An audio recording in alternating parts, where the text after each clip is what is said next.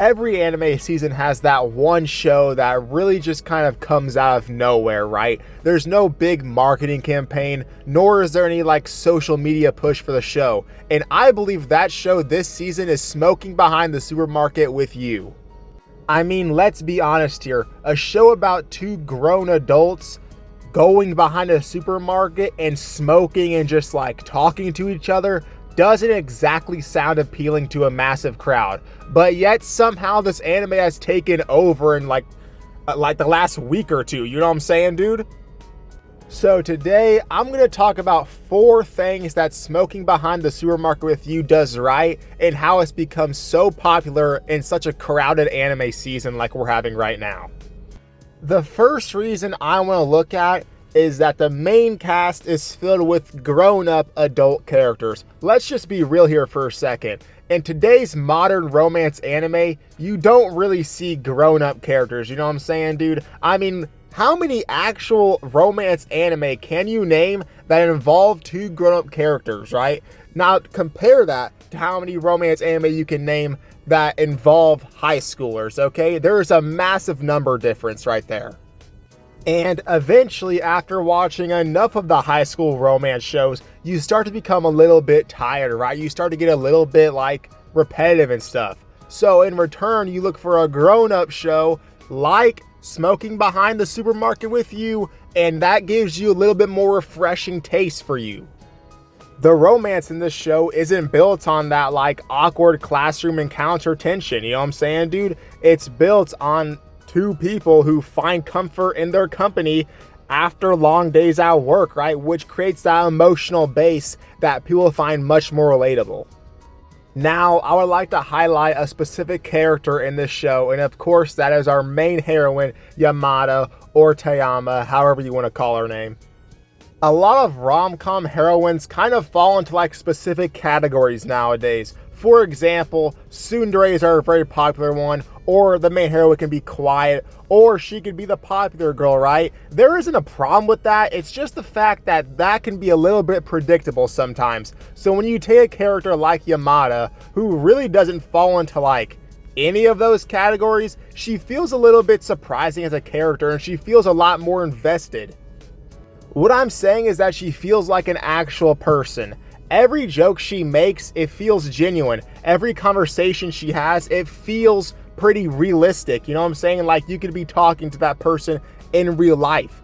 And let's be real here, she does contribute to the mystery of the show, right? With the dynamic between Yamada and Tayama, right? And if Sasaki's ever gonna like figure out if they're the same person. That dynamic creates this layer of intrigue for the viewer to keep on watching. It creates that suspense for the viewer to keep on being interested in the show, right? To put it simply, if Tayama wasn't as good as she is, the show would not be as good as it is. You know what I'm saying, dude? The show would just simply not be as good as it is. Next, I would like to talk about the chemistry between the entire main cast in general. One thing you'll notice immediately with this anime is how natural the interactions are. A lot of romance anime tend to exaggerate interactions, right? Such as a character falling on top of another character, or an over-the-top reaction to something simple. And while those moments can be entertaining, this anime takes the opposite approach. Some of this anime's best moments are just from 2 people just talking to each other. The dialogue feels authentic, and when the dialogue feels authentic, the relationship becomes much more realistic and it feels much more relatable to the viewer. The viewer starts to look forward to seeing these 2 talk to each other, which is very hard in my opinion for an anime to actually pull off well.